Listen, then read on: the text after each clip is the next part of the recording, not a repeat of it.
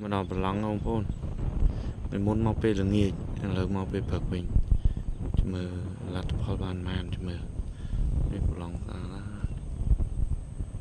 แต่นุ่มตึกเชิงกบอาบลองในยืน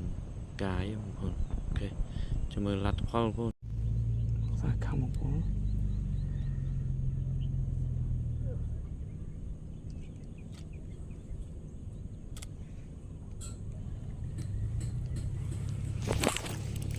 จูบเรา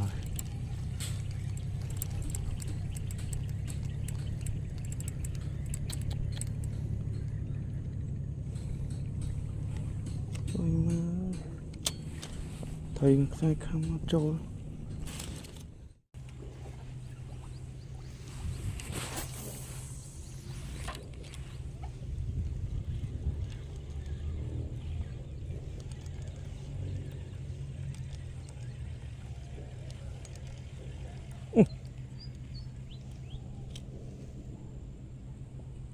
không để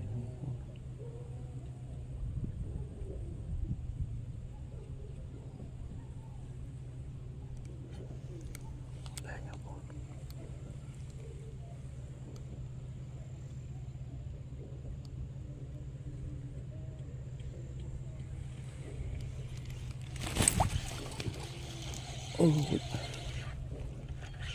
trời ơi thầy con mình không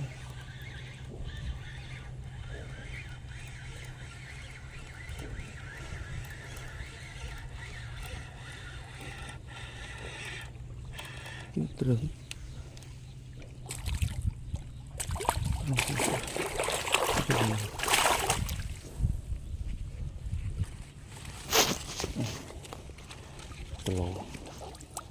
lô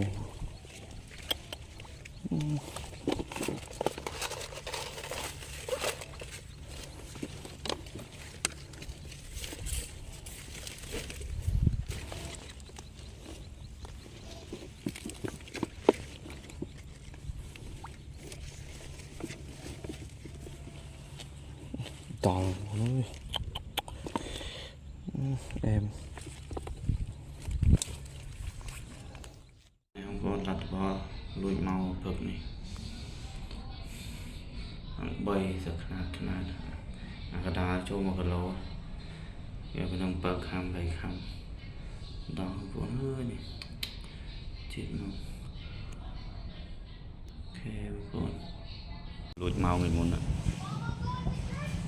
cho người thầy bấy mình flom chu lật ở muối là bồn pì muối sắp xoài